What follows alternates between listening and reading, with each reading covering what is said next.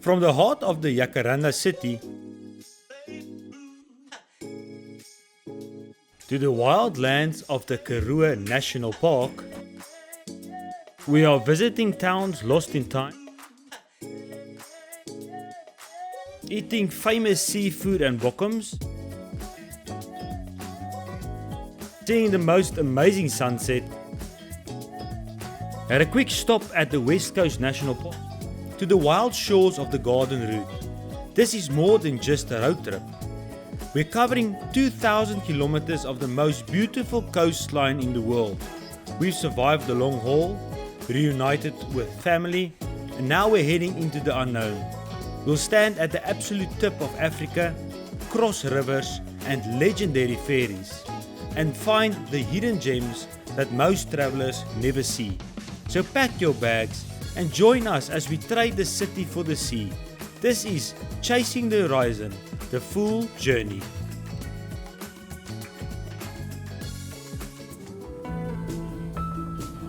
Our journey started in Pretoria as we set off on a long but exciting drive into the heart of South Africa. Leaving the city behind, the scenery slowly began to change. Busy roads turned into open highways and the landscape opened up. There's something special about a road trip like this. The further we drove, the quieter everything felt. Fewer cars, wider skies, and that feeling of truly going somewhere far from everyday life.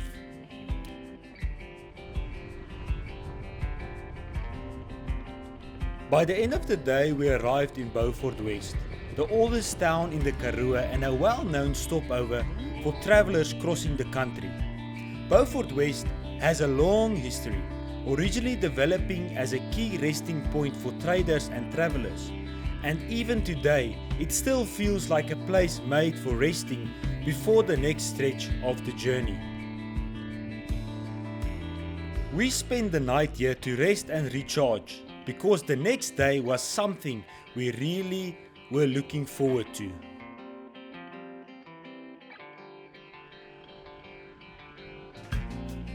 Early the next morning, we packed up and hit the road again. This time heading just outside town to one of South Africa's most underrated national parks.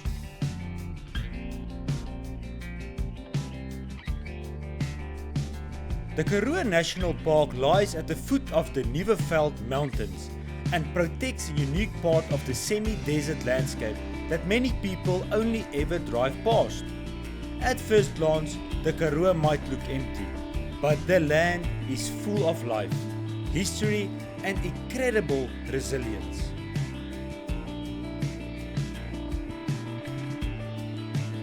The park is home to animals like black rhino, Cape mountain zebra, eland and many smaller species that are perfectly adapted to survive in this harsh environment.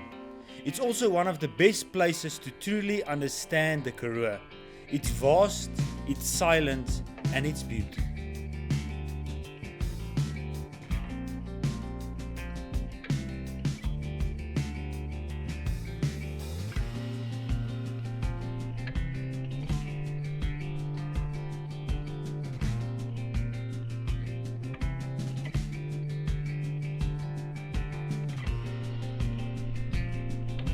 What stood out for us most was the calmness. No crowds, no rush. Just nature, open space and time together as our family.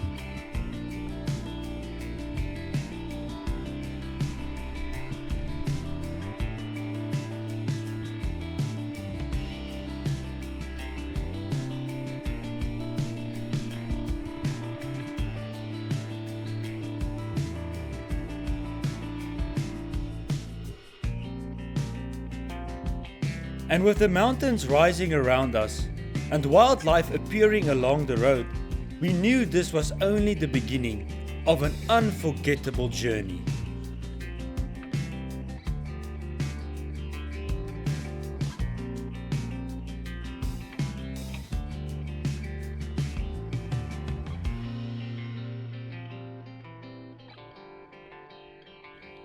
The Karoo may not shout for attention, But that's exactly its strength.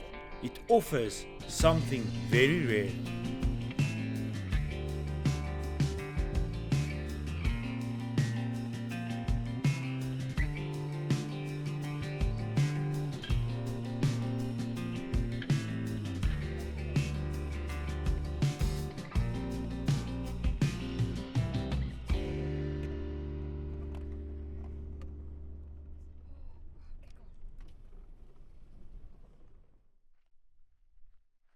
We turned the engine off and just listened. No traffic, no city sounds, just the wind, distant birds, and the feeling of being very small in a very, very big place.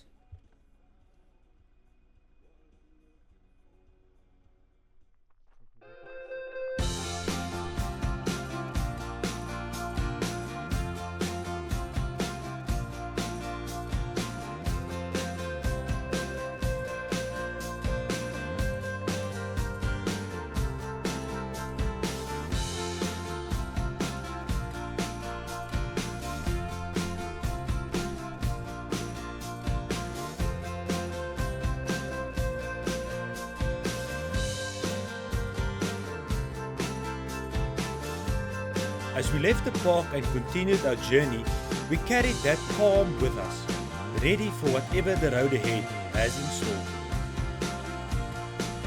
We continued our journey to a place that feels completely frozen in time. Matjiesfontein is not just a stop along the route, it's a living piece of South African history. It was established in the late 1800s as a refreshment stop for travellers and quickly became famous as a Victorian health resort. During the Anglo-Boer War, it also played an important role, hosting soldiers and even future leaders who passed through this very tiny town.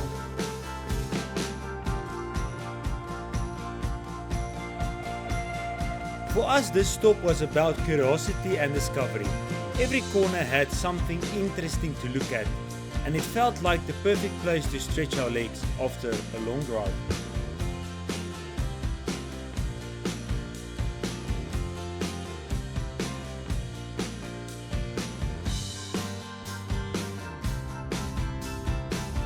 As the day came to an end, we continued our journey towards the mountains, where the dry Karoo landscape slowly gave way to greener valleys.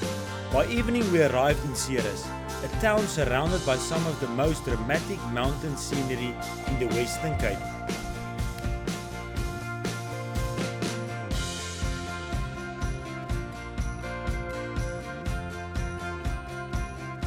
The next morning, we set off early, heading towards one of the Western Cape's most beautiful valleys. The drive from Ceres to Tulbagh is short, but incredibly scenic. The mountain passes, rolling farmland, and views that make you want to slow down. Nestled in a valley and surrounded by mountains on almost every side, Tulbagh immediately feels peaceful and welcoming. It's a town known for its history, its natural beauty, and its strong connection to the land. Tulbagh is famous for its well-preserved Cape Dutch and Victorian architecture, much of which dates back to the 18th and 19th century.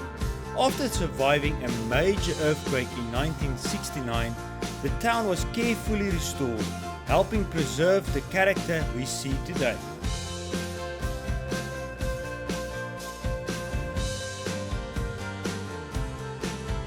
For us, Tulbagh was about enjoying the moment, walking the streets, taking in the views, and appreciating how different this part of the country feels compared to where the journey began.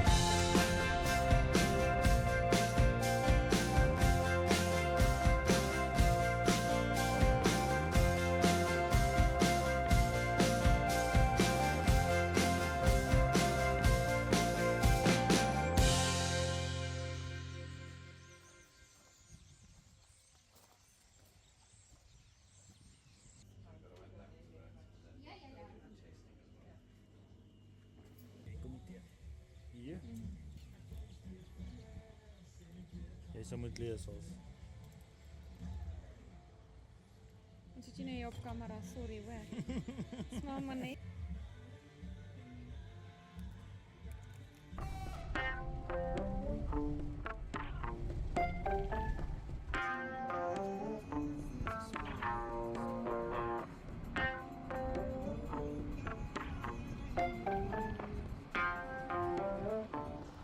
Wolfkop Nature Reserve lies just outside Tulbagh and is known for its dramatic rock formations, hiking trails and wide open views over the valley.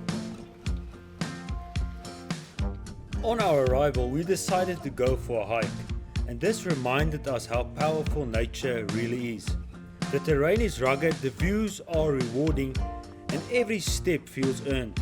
Along the way, the landscape constantly changes, from rocky paths to open viewpoints that stretch as far as the eye can see.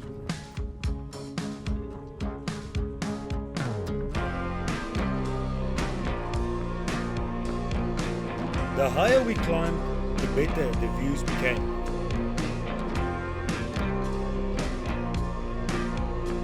Surrounded by sandstone cliffs, fynbos, and the kind of silence you only find far from busy places.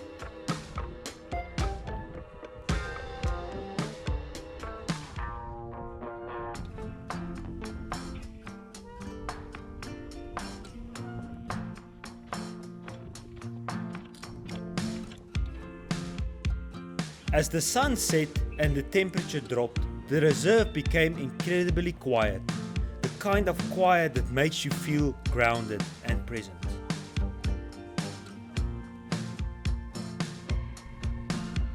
The next morning we packed up and left the mountains behind, trading hiking trails and cliffs for the open road once again. Our destination this time was the west coast, where dry landscapes meet the ocean.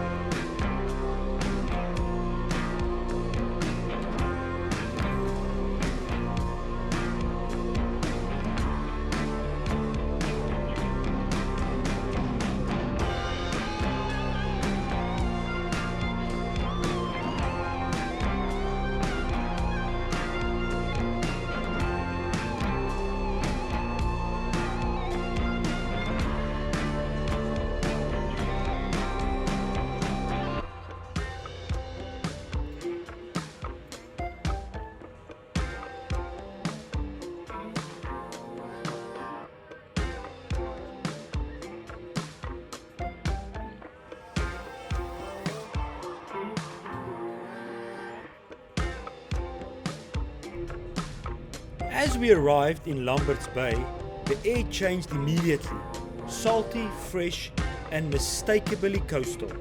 Gansbaai is a small fishing town best known for its seafood, bird life and relaxed west coast atmosphere.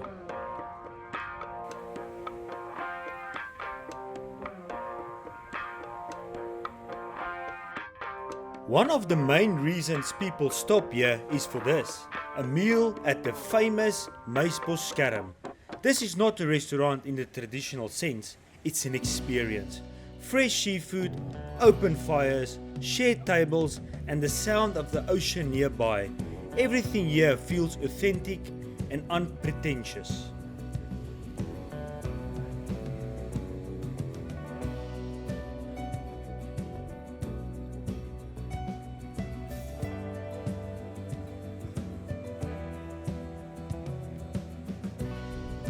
After lunch, we left the tar road behind and took the gravel roads towards our next stop.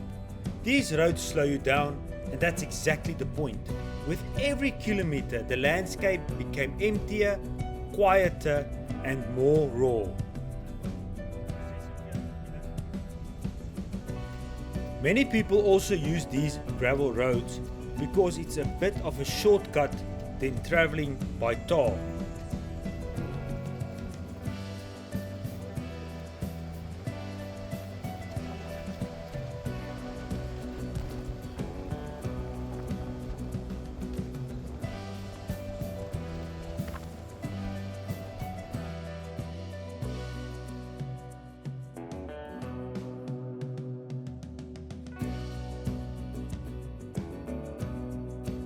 Doornbaai is a small, working fishing village.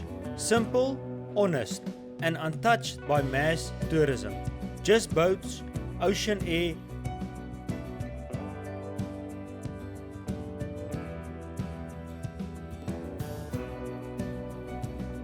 Before settling in for the night, we stopped at Strandfontein.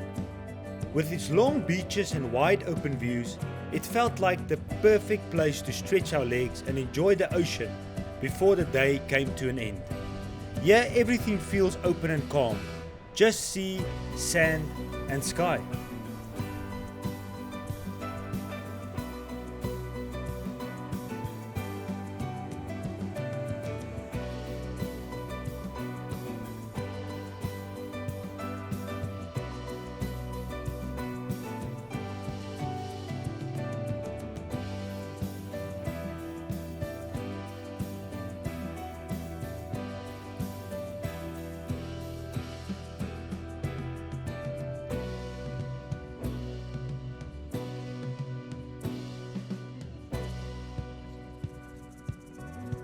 We stayed the night in Doornbaai, falling asleep to the sound of the ocean and ending the day exactly how we hoped.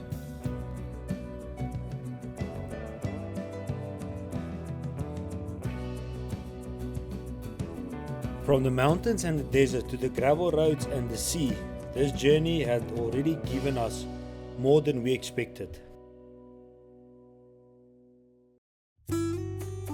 From Doornbaai, we continued our journey along the gravel roads, heading further down the west coast. These roads have a way of disconnecting you from everything. No rush, no traffic, just space and time.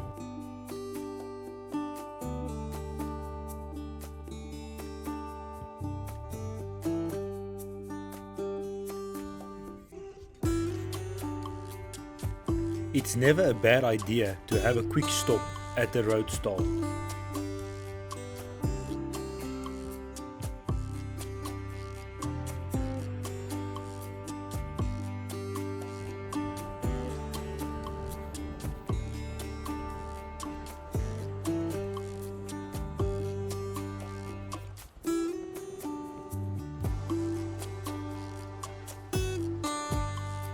Eventually the ocean appeared once again as we arrived in Gansbaai, a small coastal town known for its surf culture and relaxed atmosphere.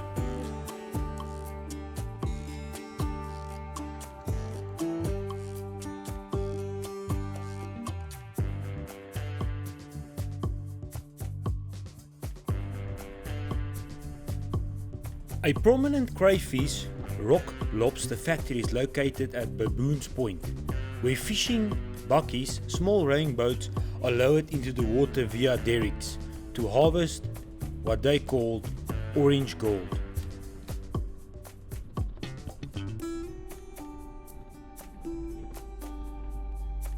This is Gansbaai's caves. These ancient echoes are under attack, scared by modern graffiti and broken by vandals. We did not visit the site because of its ruined state.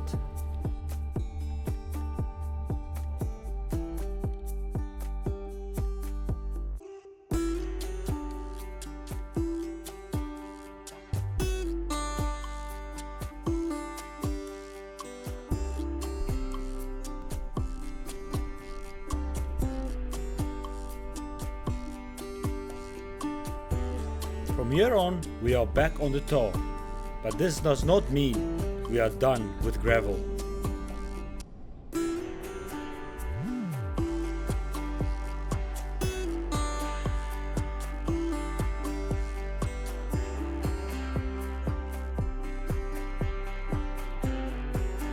Passing through Dwarskersbos, quiet roads, seaside homes and that unmistakable west coast feeling. Simple, open and unspoiled.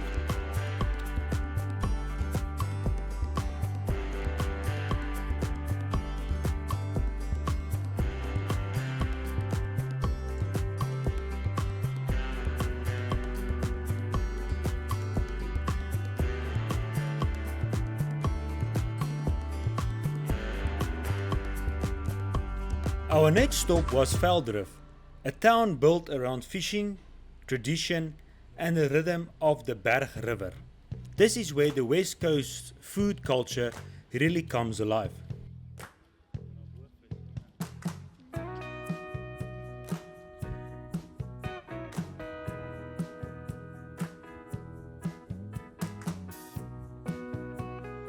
Here we tasted some Bokkoms, a true West Coast delicacy made from salted air-dried fish.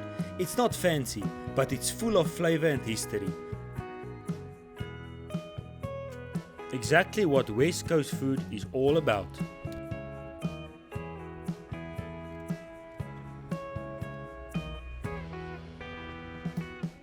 We also spent some time at Port Owen Marina, a calm and scenic spot where boats rest quietly along the water.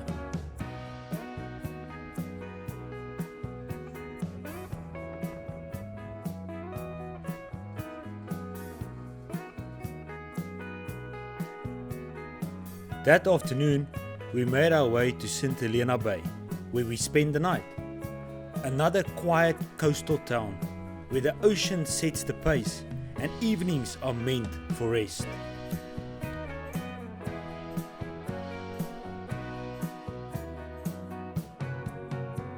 From here on, the sunsets just got better. The next morning, we woke up to the calm ocean air and made our way to Shelley Point.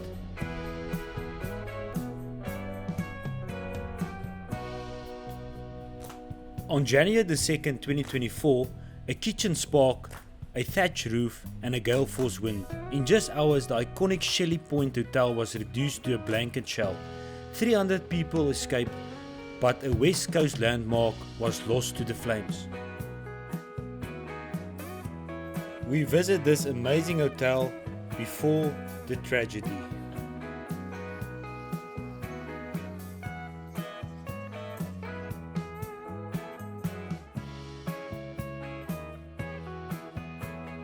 Breakfast was simple but memorable. Red velvet cake. Sometimes that's all you need to start the day right.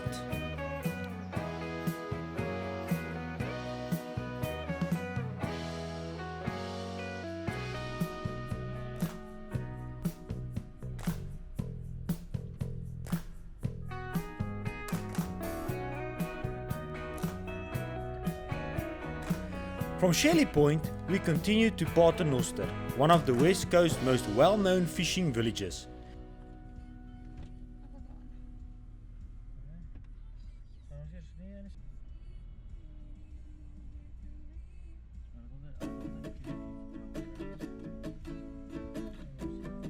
Here we stopped for lunch at the Paternoster waterfront.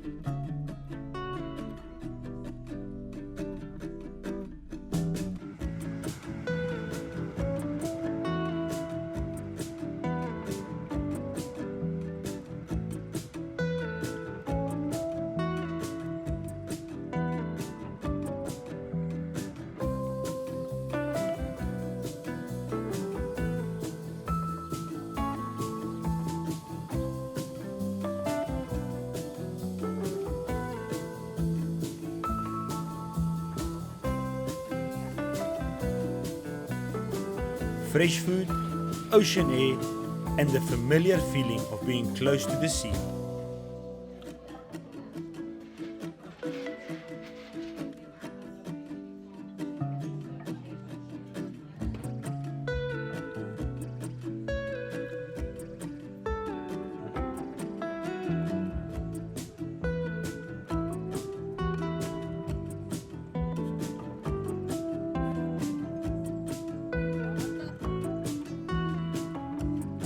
We finally reached Jacobsbaai, the place where we would slow down completely. We stayed here for a few nights, resting, walking along the coast, and simply enjoying not having to be anywhere.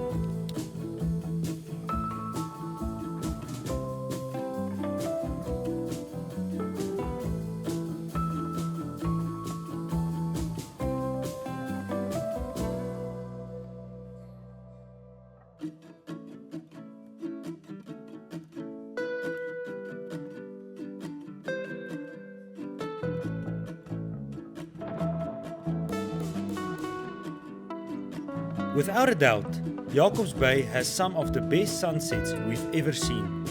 Each evening, the sky lit up in soft colors, reflecting over the ocean and reminding us why this place is so special.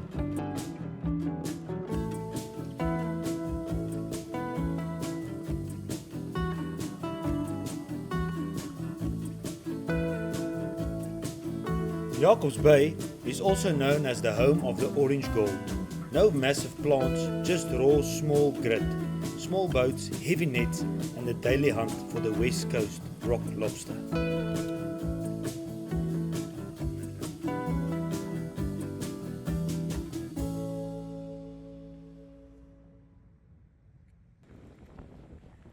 Jacobsbaai has a special kind of calm, quiet streets, open shorelines and a sense that time moves differently here. After so much driving and exploring, this felt like the perfect place to pause.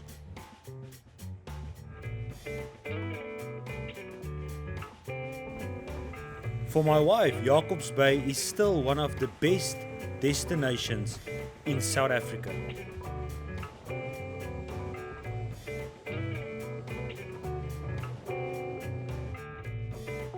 And it's very easy to see why.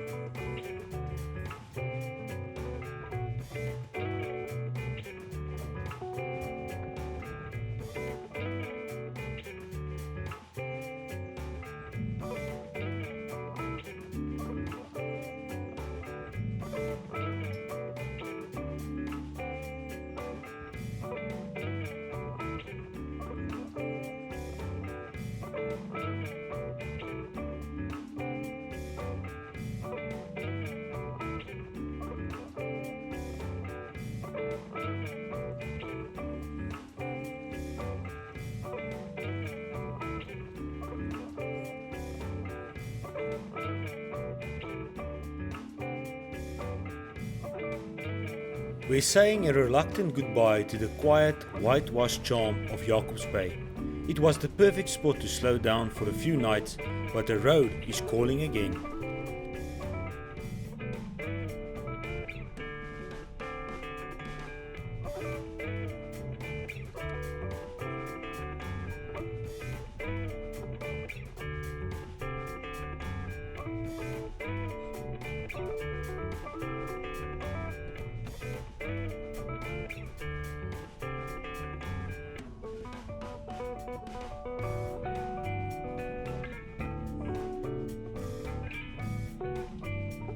Our next stop feels like a world away. The Mediterranean energy of Club Mykonos. We've checked into our spot right on Bikini Beach, where the water is still and the vibe is pure holiday.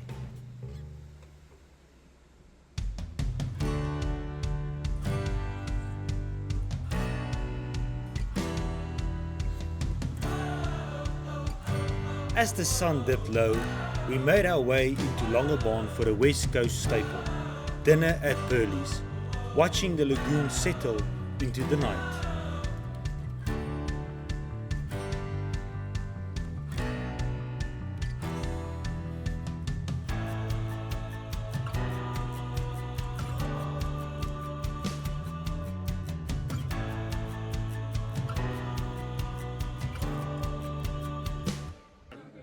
This was the best seafood of the whole trip.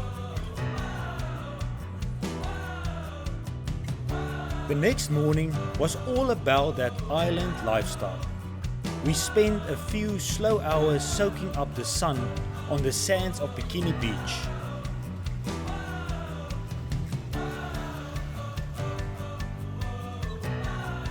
I had a quick dip in the Atlantic Ocean. It's a Botha thing, you wouldn't understand.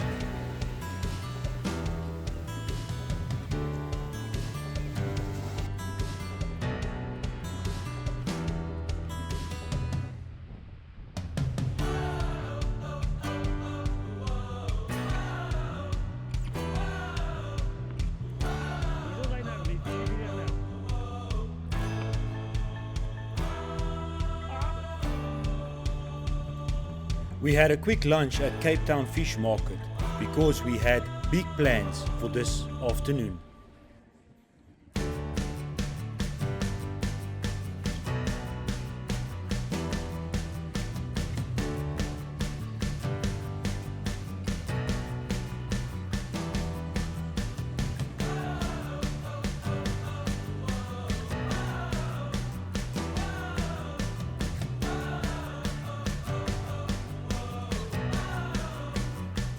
We traded the resort for the rugged beauty of the West Coast National Park.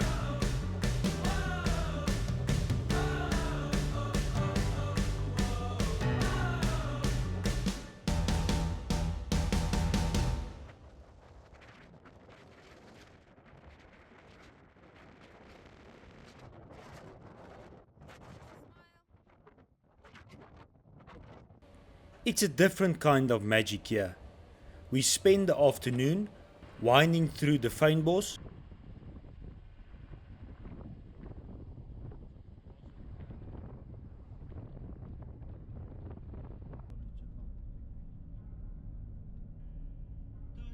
This is Kraalbaai, the lagoon's ultimate hidden gem. Here you don't just visit the water, you live on it.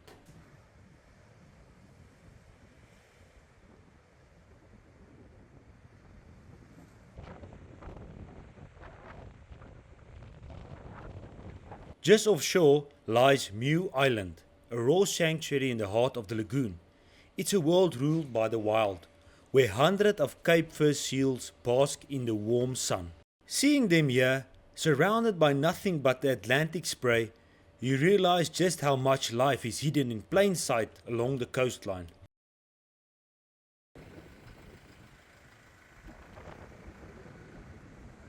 Before we left, the park gave us one more gift, a group of eland grazing peacefully against the backdrop of the Atlantic Ocean.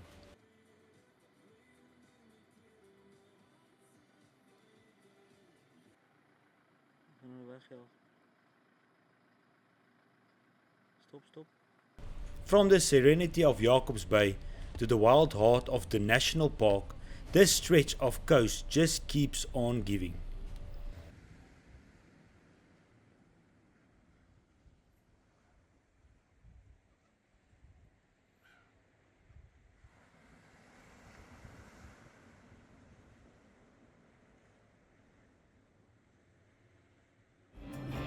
We are leaving the shores of Bikini Beach behind and heading inland to the rolling hills of Darling. Our first stop is Darling Olives, a family-run gem on the Yzerfontein farm.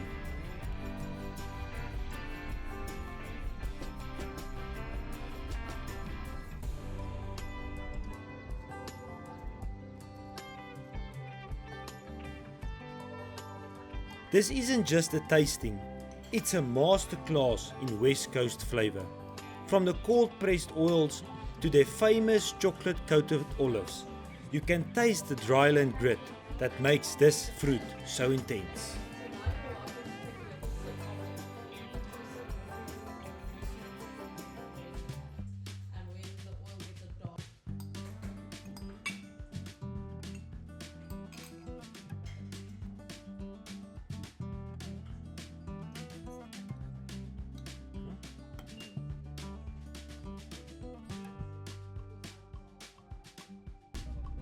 From the groves, we headed back to the coast, to a place that feels like home, Yzerfontein.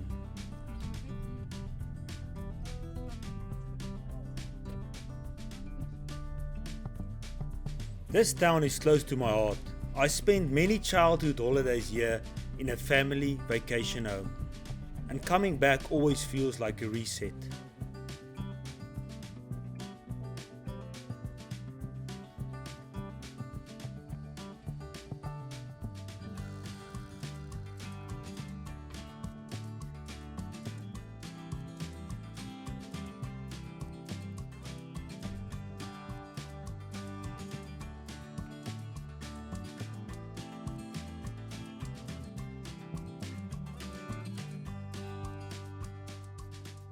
To celebrate being back, we kept it simple.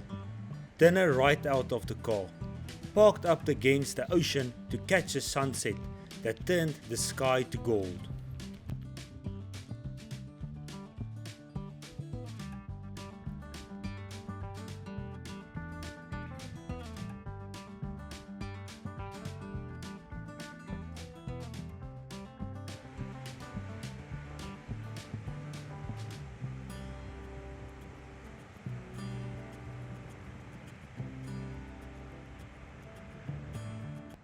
When I was younger, me and my sister would walk to this shopping center, buy the most delicious ice cream, and maybe rent a DVD or two.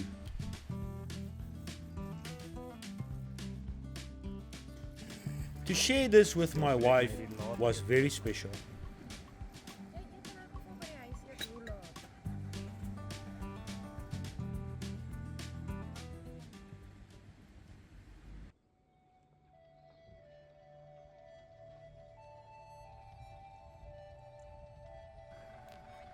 This is the vacation home that we have very fond memories of.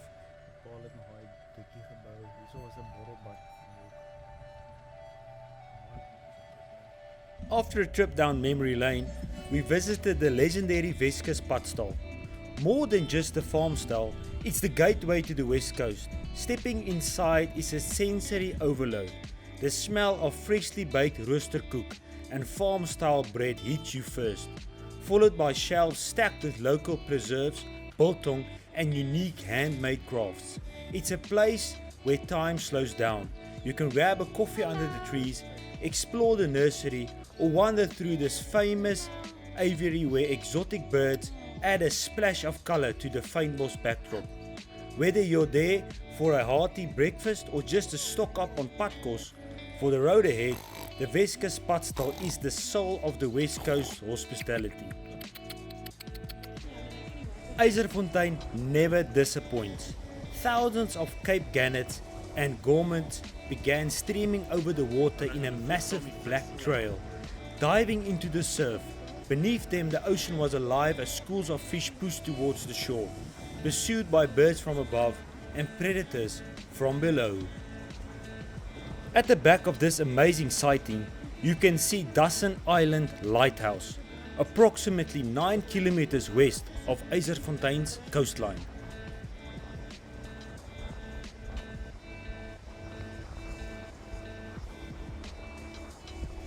Watching this wild feeding frenzy against the quiet horizon of my childhood playground, it's a reminder of why I'll always be coming back to Yzerfontein.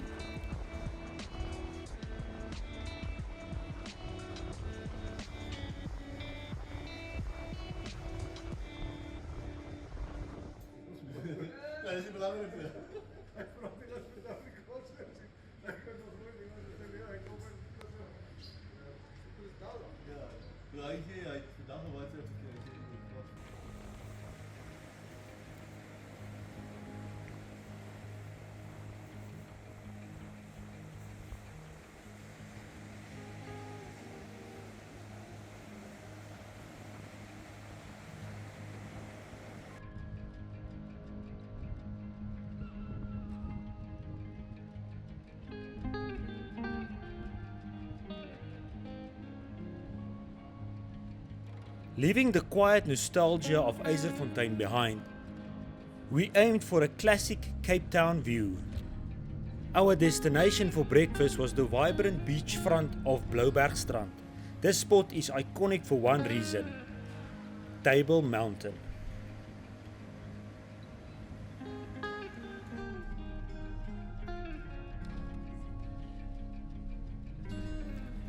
We ended the day in Somerset West, booking into Boskloof.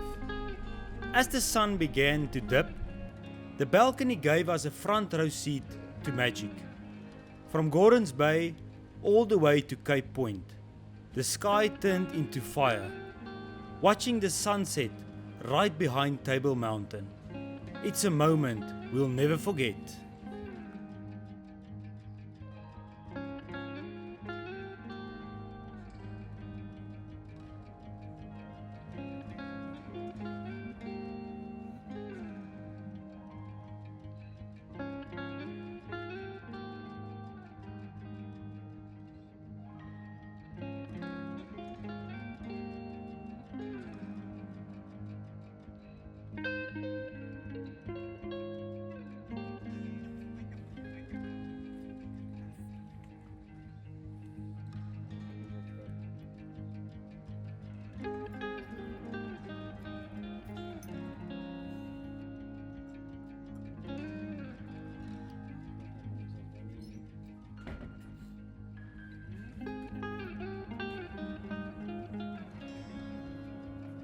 The next morning, the crew grew by 2. We headed to the airport to pick up my parents. They're joining us for the next leg of this adventure.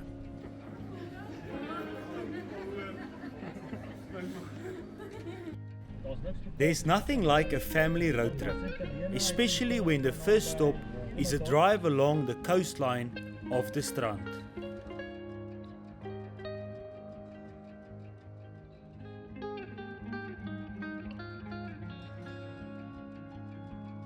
Ik denk groot brak is die beste.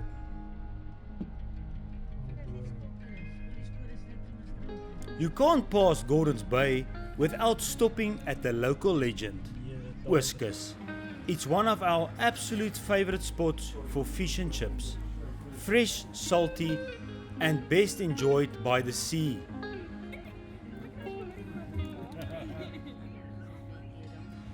It's the feel we needed for the drive ahead.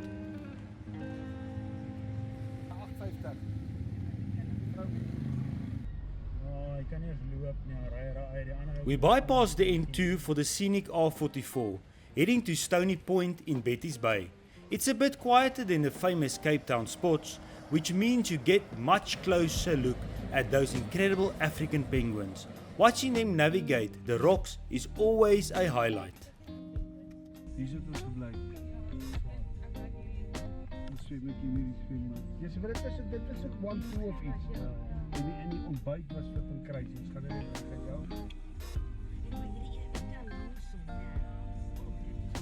As the light began to fade, we rolled into Hermanus to celebrate the first night with the whole family together. We headed to Char, a massive meat platter, good food and even better company. The perfect way to toast to the next chapter of our journey.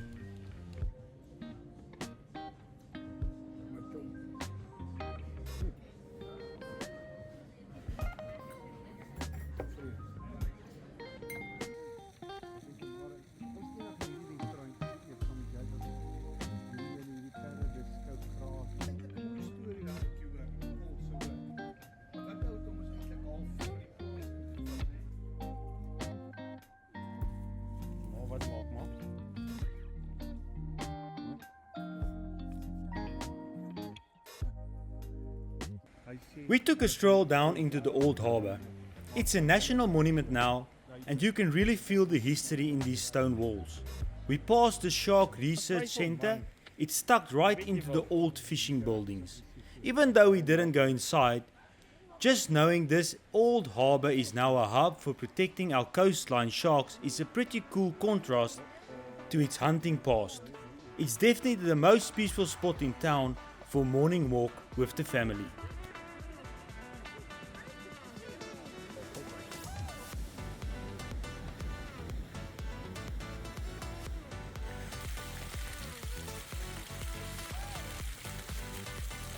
Before leaving Hermanus, we had a quick breakfast and then we were on to our next destination.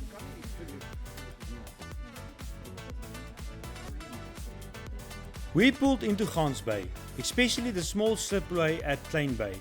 This place has crazy energy to it. On one side you have the local wooden fishing boats, the Bokkoms, that have been the backbone of this town for generations.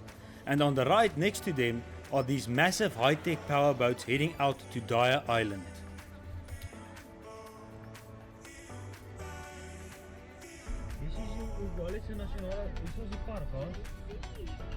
We hit the gravel roads again, where the real soul of the Cape is found. Our first stop was Die Dam. It's a place that feels untouched by time. Long before it was a campsite, it was a crucial freshwater stop for track boers and travellers. Today it's a rugged sanctuary for fishermen and those looking to disappear from the world for a while.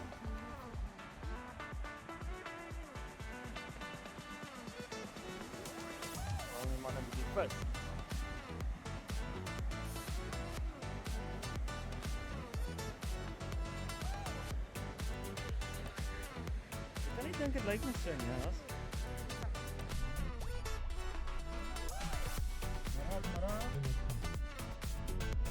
As we headed to Spookdraai, we hit a bit of Weskus traffic. a herd of cattle reclaiming the road.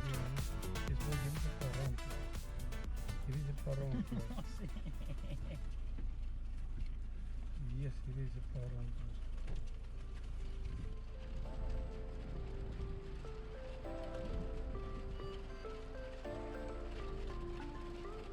But the highlight was this magnificent jackal buzzard. It's endemic to South Africa, and seeing one perch so still against the blue sky, it just reminds you who really owns this land. We even had to slow down for a tortoise making a brave dash across the grid. On these roads, you don't rush, you just enjoy the show.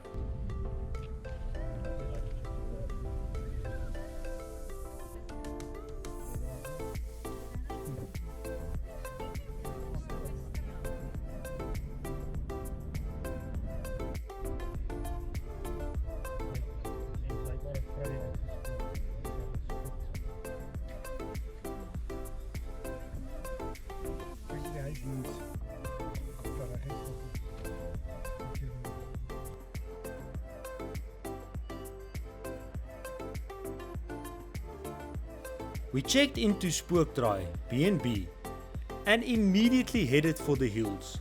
The path behind the house leads to a perfect vantage point.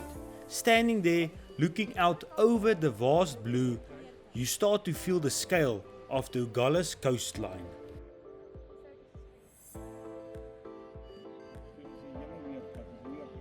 Is it yellow? Mongoose en dat is meer katten. Mongoose en ik heb het gezien hè.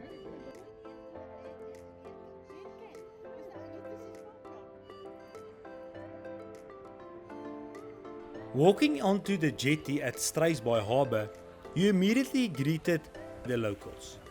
And I don't mean the people, a group of massive short-tailed stingrays lives right here in the shallow water. They're incredibly curious and gentle. My wife even reached down to see if she could get a quick touch as they glided past. It's one of those rare places where you can get face to face with creatures that usually hide in the deep.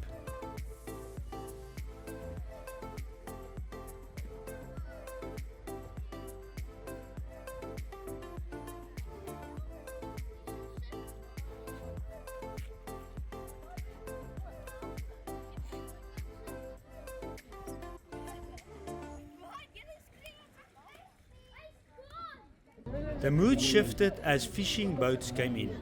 They unloaded about 50 small sharks, a sight of mixed emotion for us. It's a stark reminder of the thin line between the beauty of marine life we admire and the reality of the fishing industry that sustains these coastal towns.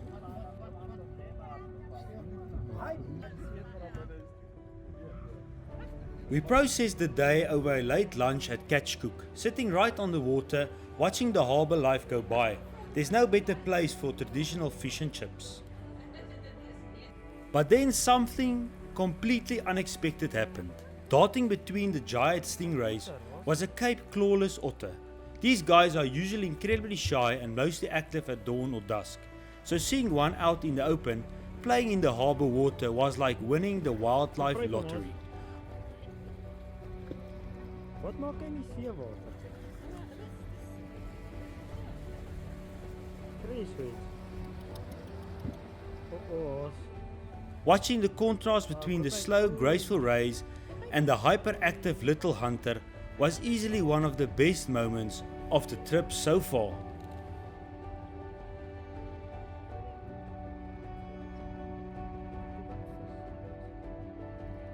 Jy kan lekker swem, jy kan sien hy geniet dit.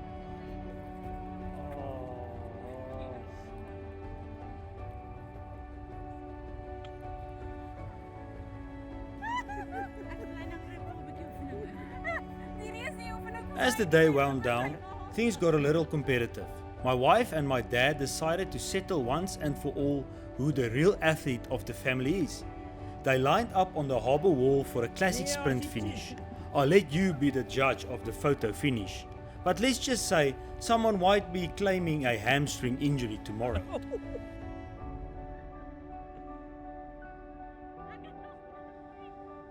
With the race over, the harbour fell into that quiet golden stillness that only the Cape can produce. We stood there watching the old wooden fishing boats, the bakkies, limping back into the docks after a long day.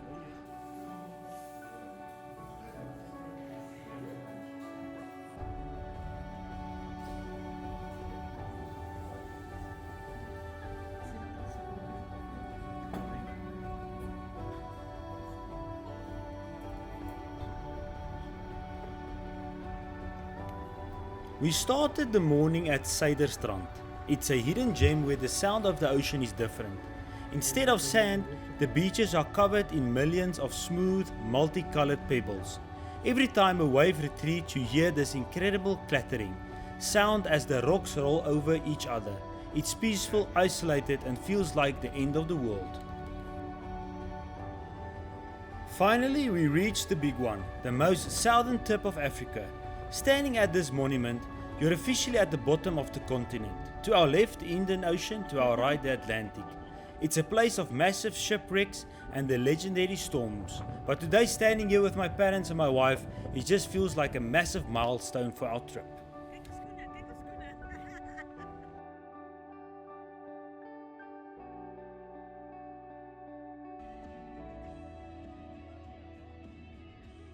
We traded the tar for the grit once more, taking the scenic gravel road from Agulhas towards Arningston. This town is a place of two names and a lot of history. Originally called Waarheidskrans after a legendary sea cave, it was later renamed in memory of a tragic shipwreck. We pulled up to the iconic Arningston Hotel, a local landmark since the 30s. And did what every traveller here has to do, ordered a plate of their famous calamari and chips. Sitting there overlooking the turquoise bay of Cederberg, you realize why people have been escaping to this quiet corner of the Cape for over a century.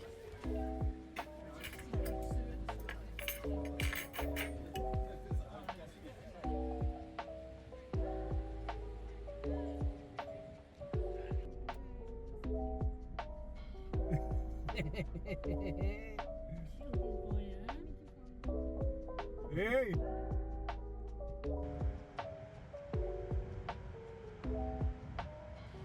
As the afternoon light began to soften, we headed back towards the red and white stripes of the Agulhas lighthouse. Below it lies a network of massive tidal pools, calm, crystal clear pockets of water carved right into the rugged rocks. We spent some time here walking the shoreline before heading to one of our all-time favorite places, Agulhas Seafoods.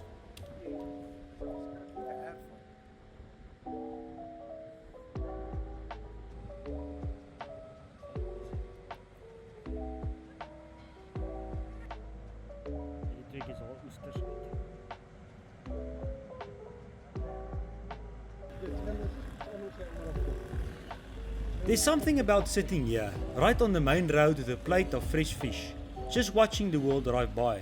It's the kind of place where time doesn't really matter. We sat there, enjoyed the lekker fresh catch, and just soaked in the feeling of being at the very most tip of the continent. It's the simple moments like these that make the long drive from Pretoria worth every kilometer.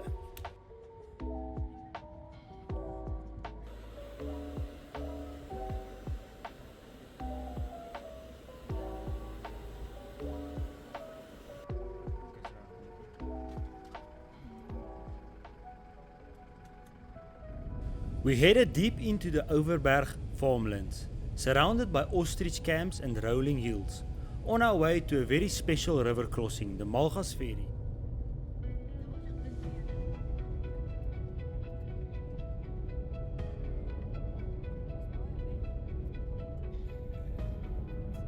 Chip. Daai ouens het goed in hulle nek. Of hulle het hulle gedaar. Kyk, hulle het op gedaar.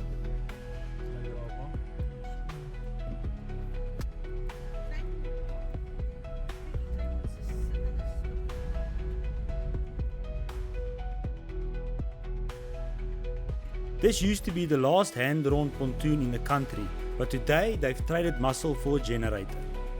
Even with the hum of the motors, the experience hasn't lost its charm. Driving your car onto a floating wooden deck and watching the cables pull you across the wide Brede River is a proper South African road trip moment. It's a short crossing, but it gives you just enough time to switch off the engine, listen to the water and appreciate the slow road to our final destination.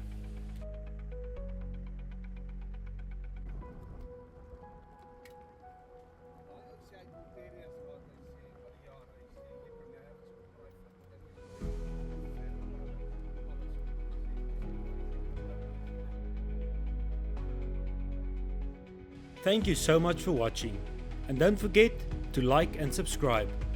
I appreciate every view and every comment.